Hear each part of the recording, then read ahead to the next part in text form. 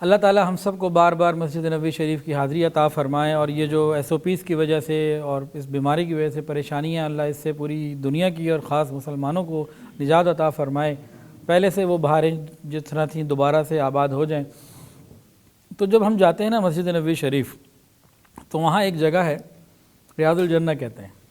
ہم سب کی تمنا ہوتی ہے وہاں جانے والوں کی کہ یہاں وقت مل جائے، اور ریاض الجنہ میں بعض ستون ہیں، تو دل کرتا ہے ان ستونوں کے پاس مل جائے تو اور زیادہ اچھا۔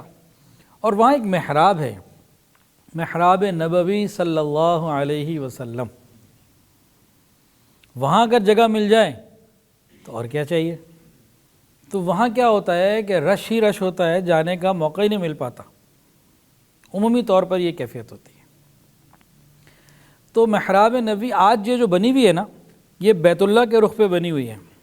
اگر انسان تھوڑا سا سوچے تو ایک حقیقت آتی ہے کہ 16-17 مہینے رسول اللہ صلی اللہ علیہ وسلم نے بیت المقدس کی طرف رخ کر کے نماز ادا کی تھی نا۔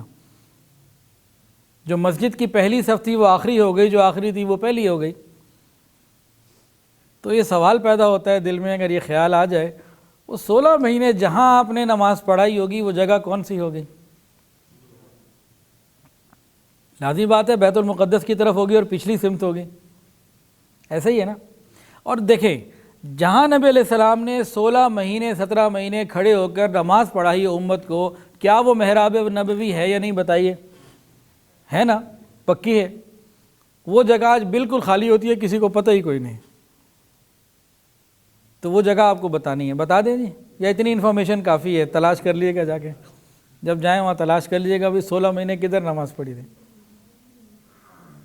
وہ بھی جگہ محراب نبوی ہی ہے، لیکن آج وہاں محراب نہیں ہے اور کسی کے علم میں بھی نہیں، اور یہ خیال بھی کسی کے دل میں پیدا شاید ہی ہوتا ہو کہ اللہ کے نبی جب وہاں تھے تو 16 مہینے کدھر رخ کر کے نماز پڑھی تھی۔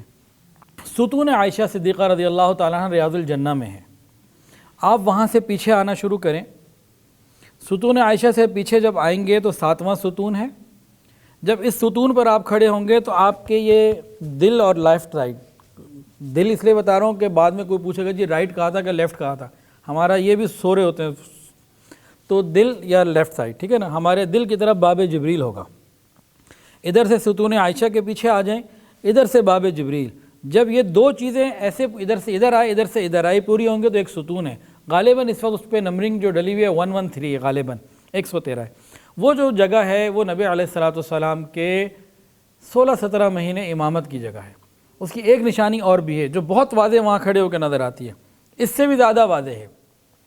ستون عائشہ سے آپ دیکھتے آئیں، تمام ستون ایک سیکوینس پر ہیں، ذرا سا کوئی 1 انچ بھی ادھر ادھر نہیں ہے۔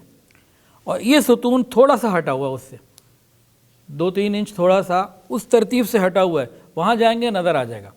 یہ جو ترکوں نے اندر بلڈنگ بنائی ہے نا، پرانی مسجد نبوی شریف صلی اللہ علیہ وسلم، وہاں بہت ساری ایسی نشانیاں ہیں جس میں کوئی نہ کوئی تعمیری ترتیب میں تھوڑی سی تبدیلی کر کے اس کو محفوظ کر دیا گیا ہے کہ بھئی حضرت عمر فاروق رضی اللہ عنہ جب شہید ہوئے تو وہ مصلی کس جگہ پہ تھا، اور اصحاب صفہ کی جگہ کون سی تھی، اصحاب صفہ کے لیے وہ جو صدقات کے جو 2 ستون تھے وہاں وہ کیا تھے۔ وہ بہت ساری اندر عمارت کے اندر جو ہے نا، بناوٹ کے اندر ایسی انہوں نے نشانیاں رکھی ہوئے ہیں، کوڈز رکھے ہوئے ہیں کہ جن کو معلوم ہو وہ پہچان لیتے ہیں۔